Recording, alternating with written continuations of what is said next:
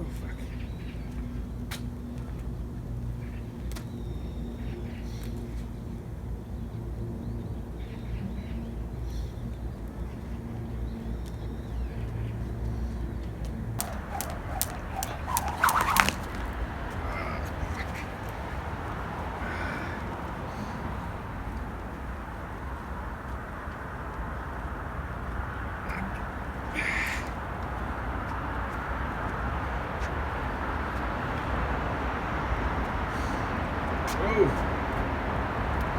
Just whipped myself in the back there.